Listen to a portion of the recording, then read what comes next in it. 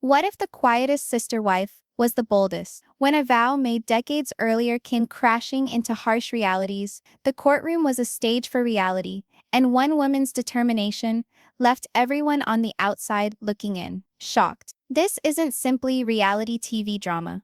It's an actual battle for dignity, loyalty, and justice. It was meant to be another charged family argument.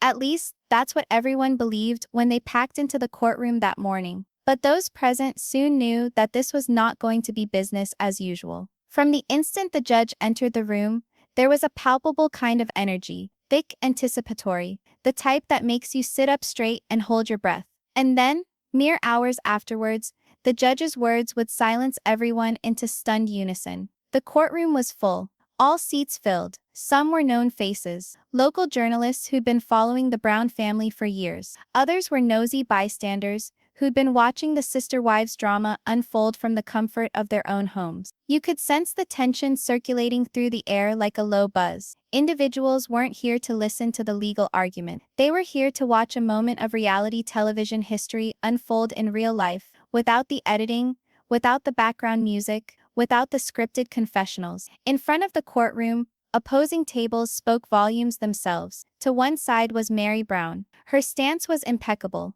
unfazed, steady, and dignified. She was not looking around the room for validation or sympathy. Her gaze was ahead, her eyes locked on the judge, her shoulders squaring as if she had been gearing up for this moment for decades. You could practically see the unseen armor that she had conjured, which was constructed from 10 years of disappointment, silent sacrifices, and moments in which she had elected to hold on to dignity rather than drama. Across from him was Kody Brown. He relaxed into his chair initially, attempting to present the smooth confidence that has become familiar to television viewers for over a decade. But those who looked closely could detect it.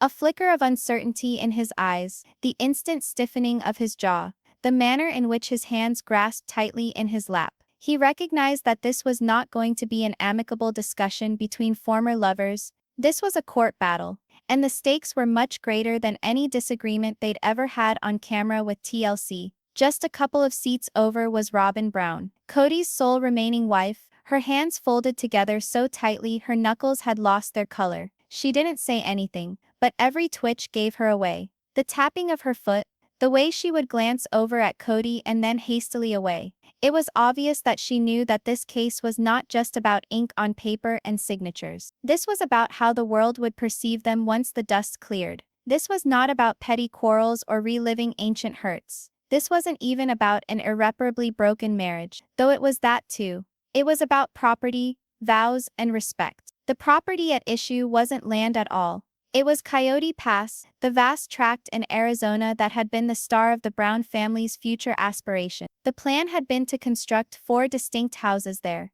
one for each of the wives, a symbol of oneness and tangible guarantee of shared existence. But that dream had collapsed over time. The property remained vacant, mired in money disputes, grievances of the personal kind, and changing allegiances. For Meri, the battle for her entitlement wasn't merely one of dollars. It was about maintaining her position within a family she had been involved with for more than 3 decades. It was about making sure that her financial and emotional investment weren't dismissed in the redefinition of the family's history. She wasn't fighting for revenge. She had been there for what she thought was rightfully hers, according to the promises made and the faith that she had invested. As lawyers pushed papers around and the court clerk rang in the session, the atmosphere in the room seemed to thicken. People in the gallery hunched forward, knees bent, elbows resting on them, eyes fixed on the bench. The tension was palpable, heavy enough to wrap around you like a blanket. It was like the culmination of a decade-long reality show, except that this time there were no reruns, no stage-managed scenes, no confessional perorations where the cast members could relate their version in seclusion. The court transcript would be the sole storyline here, and it would be narrated in the dry technical tone of judicial decrees. Nevertheless, something irrepressibly cinematic about the moment lingered. The way Meri held her chin up, the way Kody glanced at the papers before him, as though hoping for a last-ditch escape, the way Robyn seemed to shrink a little into herself, her shoulders curling forward as if readying themselves for bad news. When the judge glanced down at the file in front of him, his face betrayed nothing. Sitting on the bench for so many years had taught him to keep everything to himself, to store away every feeling until the ultimate ruling was ready to be announced. For everyone else in that room, though the family, the attorneys, the onlookers, it was impossible not to show what they felt. This for Meri was about taking back her voice after decades of being pushed aside. For Kody, it was about retaining power over a legacy that had already started to split apart. For Robyn, it was about the fear of losing more than property. It was about losing the stability she felt she had gained as Kody's legally wedded wife. This was not simply a court proceeding. This was the crash of years of joint history, shattered trust, and divergent visions for the future. And although the black and white pages placed on the table may have been typed in neat paragraphs, the feelings in the room were splashed in bright color, rich reds of fury, pale blues of sorrow, and virulent yellows of betrayal. The listeners had no idea yet, but within a few hours, the judge's words would slice through that tension like a hot knife. Promises would be kept, illusions would be burst, and the power balance in the Brown family would change forever. But in that instant, before a single decision was announced, all anyone could do was wait. Wait for the truth, wait for the gavel, wait for the verdict that would reverberate far beyond the confines of that Arizona courthouse. And as the first witness took the stand, the truth dawned on all of us in that room. This was not just a court case. This was the climax to a saga that had been unfolding for years in front of a world audience of millions. The cameras may not be in evidence, but make no mistake, this was reality television at its most raw, at its most unglamorized. To really understand why Meri Brown found herself in that tense courtroom showdown, we have to rewind the clock, years back before the drama reached a boiling point. It began with a dream. When the Browns relocated to Arizona, the family was all optimism. They had abandoned their Las Vegas cul-de-sac houses for an escape in Flagstaff. The hub of that dream, Coyote Pass, a broad expanse of land bordered by the mountain, with expansive skies, rolling pastures, and the hope of a brighter tomorrow. Kody had sold the vision hard to all four wives, Meri, Janelle, Christine, and Robyn. The strategy was easy on paper but lofty in practice. Divide the land into 4 lots, one per wife, and construct houses where each woman would have her own but not so far from the others that they'd lose affection for one another. The kids would raise together, cousins and siblings sharing the same terrain. It wasn't real estate, it was meant to be a sign of unity, faith, and shared vision. Early on, the idealism was genuine. There were meetings, diagrams of dream houses, and even the possibility of a communal family barn discussed. Everyone could envision it. Holiday meals under one roof, children playing in fields, and a feeling of community you couldn't afford. But as the years went by, the cracks started to appear. The property remained vacant, the development costs were steep, and the family's finances were tight. TLC cameras caught some of those tense exchanges, Kody claiming the plan was still intact, the wives venting frustration over delays. But what the viewers didn't wholly witness was the simmering resentment that was building in the background. For Meri, that resentment had built up over years. She was the first wife, the one who had been with Kody from the start, the one who had stood by him through thick and thin. But as time passed, she felt her role within the family had changed. The emotional bond with Kody dissipated. She was brought into fewer conversations, asked less about important choices, and sometimes didn't feel like her voice held the same power that it once did. Still, she stayed. She stayed when Christine left in 2021. Walking away from both the marriage and the family dream. She stayed when Janelle began openly questioning Kody's leadership and drifting from the vision of Coyote Pass. Meri's loyalty, at least outwardly, remained. But loyalty has limits, especially when it's not returned in kind. Years passed, and discussions regarding the division of Coyote Pass became increasingly complex. Owning property within a plural family isn't always so cut and dry. There are paperwork filings, agreement deeds, and words that don't always jive with what's written down. For Meri, the issue became quite clear. If she did nothing, her portion of Coyote Pass would disappear, either redistributed, sold off, or taken over entirely by someone else. It wasn't only fear, it was fairness. Meri had invested money, trust, and yes, time into the family's pooled resources. Though the dollar amounts weren't disclosed, fans of the show knew she had put her own business revenue, and TLC paychecks into the family bank. She felt she had earned her share of that land, not in terms of dollars alone, but in terms of years of devotion to a family system that ultimately had left her standing by herself. And so, when rumors started to circulate that ownership boundaries could be redrawn, or even worse, that her share could be absorbed into another's, Meri had had enough. She acted. Now for someone like Meri, appearing in court wasn't about causing a public spectacle or embarrassing anyone. Actually, she's always been the more reserved member of the family. But eventually, quiet words and backdoor negotiations aren't enough. Eventually, you need things in black and white, signed and stamped with the authority of the law. That's how she found herself on one side of that courtroom. Her lawyers contended that she deserved a well-defined portion of Coyote Pass, complete with legal title and borders, no matter what the rest of the family chose to do. It wasn't a matter of personal attack. It was business. But in a family like the Browns, business and personal are nearly impossible to keep separate. Kody, of course, had his own idea of how matters should be resolved. He framed the conflict as a miscommunication, a family issue that had been resolved without taking it to court. But for Meri, trust had grown thin. She desired certainty, not words, not assurances, but certainties under law. And then there was Robyn, being the most recent wife, and the only one remaining in a functional marriage with Kody. She had a stake in how the property was split. Robyn's house, her future security and even stability for her children could be impacted by the court ruling, which meant that each and every word spoken within that courtroom meant more than anyone cared to vocalize aloud. The stakes were higher than 4 pieces of land. They were about decades of shared heritage, about a promise begun as a dream in the Arizona sun that was now disintegrating under the bright lights of a courtroom. To Meri, this case wasn't a battle for vengeance. It was a protest for self-respect. She did not want to leave with nothing after contributing so much of her own life to a common cause. The land meant more than just acres. It was the final piece of the vision that she had once thought possible.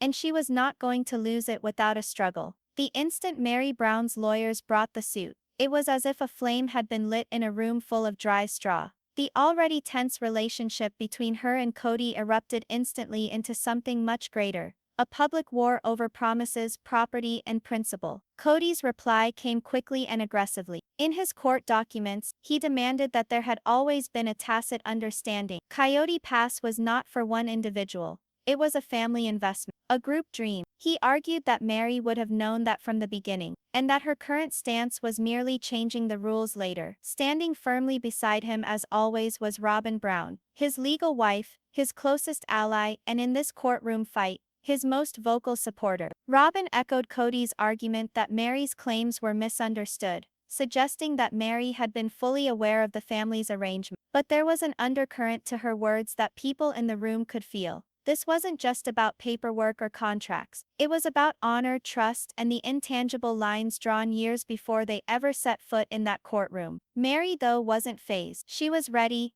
not just emotionally but with proof. Her attorneys started to build a well-planned case. Every sheet of paper spoke to part of the narrative. Meri and Kody's emails several years ago, where they spoke about how her investment in Coyote Pass would secure her portion of the land. Bank statements revealing her investments from her own business ventures that had gone into the purchase of the land. Text messages and family meeting notes where Kody had mentioned splitting the land into separate lots, each wife having her own. As each paper was presented, you could sense the tension in the courtroom change. People sat forward in their chairs. The whispers increased in volume. This was not reality TV drama anymore. This was war being waged with hard facts and cold evidence. Kody, seated at his table with Robyn nearby, became increasingly tight-lipped as each exhibit was shown, his jaw clenching, his fists tightening on the table edge. It's that kind of subtle anger that arises when the past is put on display for all to witness, and it's not exactly the narrative you'd wish to have shared. Meri, however, kept calm. She didn't smile, didn't smirk, didn't respond with rage. She just listened. Decades of being ignored had taught her patience. She knew that in a courtroom silence was as powerful as speech. When Kody took the stand, he tried to frame the situation differently. He spoke about family unity, about the sacrifices he had made to keep everyone together. He emphasized that the land was always meant to be a shared asset, never something one wife could claim for herself. But as he spoke, Meri's attorney occasionally glanced toward the judge, as if to say, We'll let the evidence speak for itself. Robyn also testified, voice soft but emotional. She painted the collective dream of the Browns, how years before they had stood on that Arizona land, their imagination bringing forward connected homes and happy children. She insisted Meri knew the dream was for everyone, not just her. Under cross-examination, she hesitated on some key questions. When asked whether she herself had benefited from legal arrangements that provided her with more security than the other wives, her responses grew more evasive, more brief. By noon, the air in the courtroom was thick. Even the judge,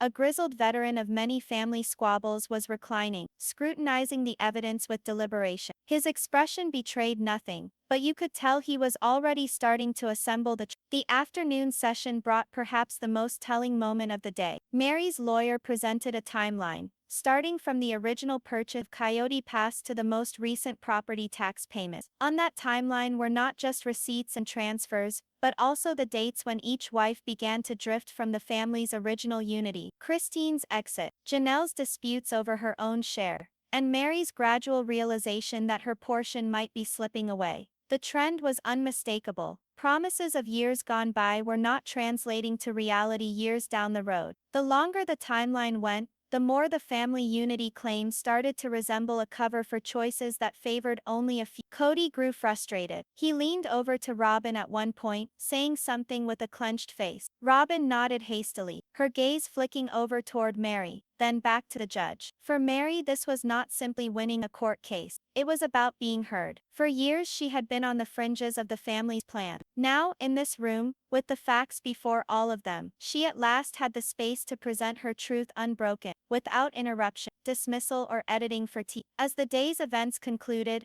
the two groups departed without a word. Meri strode out with her head high. Kody left on the opposite side of the courthouse, Robyn holding fast to his arm. The tension was no longer a hidden undercurrent. It was palpable, heavy enough to cut with a knife. Everyone who was watching knew this was by no means over. The next hearing in court would either reinforce years of hushed suspicions or turn the story around completely. It was a moment that would be replayed in the minds of everyone in that courtroom for years to come. The air inside was already heavy with tension, but when Meri's lawyer reached into that slim black folder and slowly pulled out a single sheet of paper, the atmosphere shifted instantly. Each eye in the room tracked that sheet of paper as if it was the last card in a high-stakes game of poker. Even Kody, attempting to keep his confident stance, inclined forward by a fraction, nearly involuntarily, his brow creasing by a hair's breadth. Robyn, sitting in close enough proximity to whisper in his ear, tilted her head, her eyes narrowing as if she could somehow deduce what was written without actually seeing it. The lawyer paused dramatically, and then the silence itself drove home the point, and then stated in an authoritative voice, "This, Your Honor, is the letter." The phrase hit like a little bomb. In the rear row, a woman softly gasped. Somewhere in front, the soft squeak of a chair being moved was the only sound in the silence. The judge's face remained impassive, but he nodded for the attorney to continue. Meri's lawyer held up the paper for the court to see. It was handwritten, slightly faded ink on thick stationery, and at the bottom, in unmistakable pen strokes, was Kody Brown's signature. The date was from years earlier, during the hopeful days when the family still spoke openly about building their dream homes on Coyote Pass. The letter outlined in plain, unambiguous terms what Meri's stake in the property would be. No vague promises. No "we'll figure it out later." It was all there: the plot location, the percentage of ownership, and the assurance that her contribution, both financial and otherwise, was recognized. A murmur ran through the gallery. This wasn't just a casual note. It wasn't hearsay. It was proof. Kody's lawyer leapt up at once, objecting on the grounds of authenticity, but the judge motioned for him to be seated. The paper had already been analyzed by a handwriting specialist, and the findings were absolute.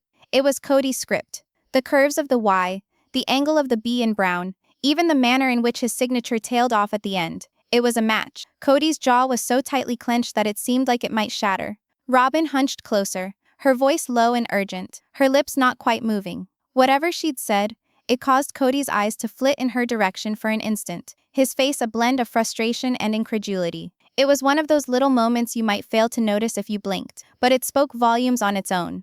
Robyn recognized this was bad. The judge forward bent a fraction, his hands clasped on the bench. His tone was even, not harsh but authoritative. "I have considered the evidence, the witness statements, and this letter. The court determines that Mrs. Brown's interest in the property is valid.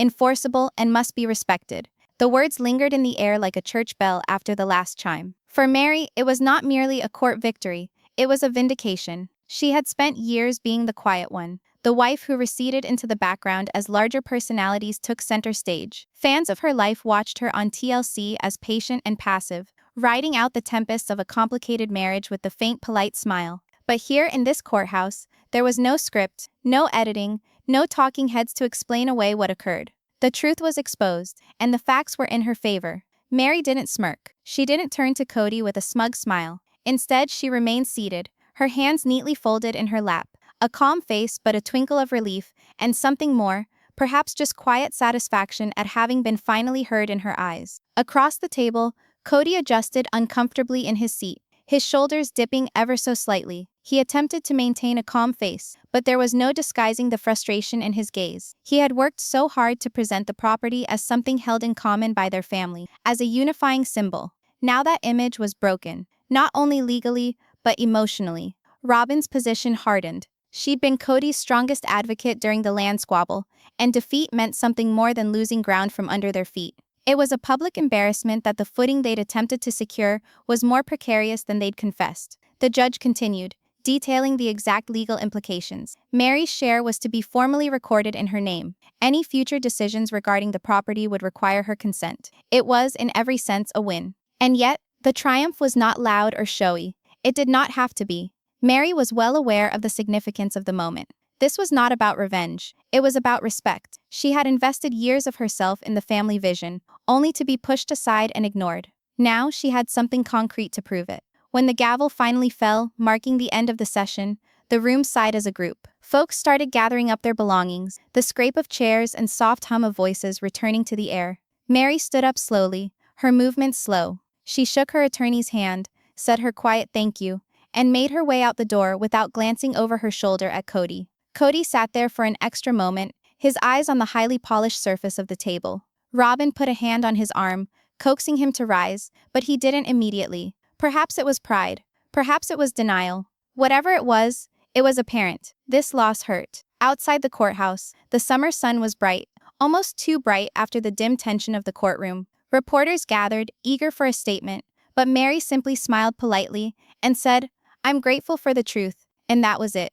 No long speeches, no dramatic sound bites, just a simple acknowledgement that she had stood her ground and won. In the subsequent days, rumors of the case traveled fast, not only among Sister Wives viewers, but in general discussions of justice, fidelity, and quiet courage it takes to stand up for what's yours. For a lot of people, Meri's victory was not so much about Arizona land. It was about demonstrating that even in the most complicated of relationships, you can look someone straight in the eye and say, "This is mine, and I'm not giving it away." The last verdict cleared all grounds for ambiguity or misunderstanding. The judge's words were calculated, his tone measured, but the effect was like a thunderclap in that quiet courtroom. Meri Brown would get her due share of Coyote Pass, and with it, a huge financial award to compensate her for all those years of financial input, sweat equity, and emotional investment she had made in the family fantasy. The figures were substantial. Court filings established that the settlement wasn't symbolic. It was substantial enough that Meri could move forward in her next steps without incurring financial hardship.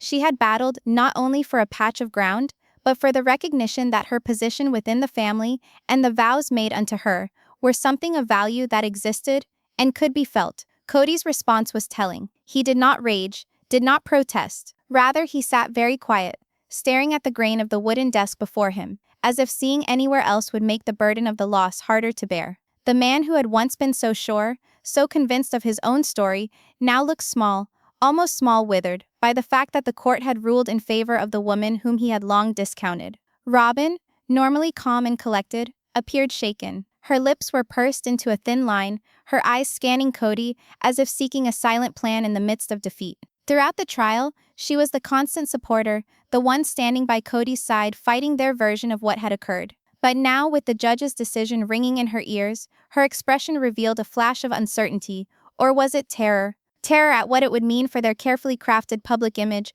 or terror at the private discussions certain to ensue when the cameras and microphones were away. The judge's gavel crashed down sharply, decisively, with a reverberating crack throughout the room. It was all over, at least in a legal sense. The case had been settled, But for those of us who know the Browns really well, it was obvious. The waves from this verdict were just beginning to propagate. The late afternoon sun cast long shadows across the courthouse steps outside. Journalists had bunched in a small throng, cameras snapping away, microphones thrust forward, hoping to hear the first words from the woman at the center of the turmoil. Meri walked slowly, her lawyer beside her stance erect but her face calculated. She didn't smile victoriously or pose triumphantly for the photographers. Instead, she exuded a quiet dignity, the kind that comes from knowing you fought for something that mattered deeply, and you've won not just in court but in principle. When a reporter called out, "Meri, how does it feel to win?" She paused, turned to face them, and answered with a calm conviction that carried over the chatter of the crowd. This had nothing to do with taking anyone down, she stated firmly. It was about standing up for myself, for my value, and for the commitments that were made. I've worked for years supporting this family, believing in a dream that we all shared. Today was about ensuring those promises were fulfilled. That's it. She spoke to the heart of viewers at home. For more than a decade, audiences had watched Meri be cast as the patient, reserved wife, the one who remained when the marriage appeared to offer her very little back. They had watched her pushed aside, misread, and occasionally depicted as an outsider among her own family members. But here in the sunlight, she had rewritten that narrative. She wasn't merely the one who remained. She was the one who got up, who acted, and who prevailed. Social media went wild shortly after. Justice for Meri and Coyote Pass victory started trending as fans shared their own responses to the verdict. Some had already applauded her for finally emerging from under Kody's umbrella, while others were already guessing at how the ruling would affect the rest of the family dynamics, particularly Kody and Robyn's plans for the land. Inside the family, the mood was far more complicated. Sources close to the Browns suggested that the verdict had deepened existing fractures. Janelle, who had already distanced herself from Kody, was reportedly supportive of Meri's victory, seeing it as a precedent for standing up for fairness. Christine, now living her own independent life, was said to be quietly cheering from afar. As for Kody and Robyn, insiders claimed the ruling had left them scrambling to rethink their financial plans for the land, especially since the loss of Meri's share would require significant restructuring. For TLC, the drama was both threat and opportunity. The producers of Sister Wives had long understood that the most compelling scenes on the show weren't of a staged variety, but rather a reflection of real, unmediated things like this one. A courtroom win, a public affirmation of personal value. It was the sort of television narrative executives of reality shows fantasize about. But it threatened to reveal secrets that the show's edited episodes had thus far been able to conceal for years. In the succeeding weeks, Meri remained fairly underground. She didn't feud in public or put up cryptic tweets. She simply spent time with her own undertakings, her Utah bed and breakfast, her business online, and mending fences with friends and family who had been supportive of her on the sidelines. It was more than a wrap for her on this legal struggle. It was the end of a chapter she had been living in for most of her life. A chapter of compromise, loyalty, and at times obligatory silence. But perhaps the most striking change wasn't in Meri's schedule or her public statements. It was in her demeanor. Those who saw her in person noticed a newfound confidence, a lightness in her step. She was no longer walking under the shadow of what might have been. She had fought for her place in the story, and she had claimed it. For viewers, the decision was a reminder that the universe of Sister Wives, as much as it's filled with reality TV melodrama, consists of actual individuals with actual investments. Beyond the expansively staged scenes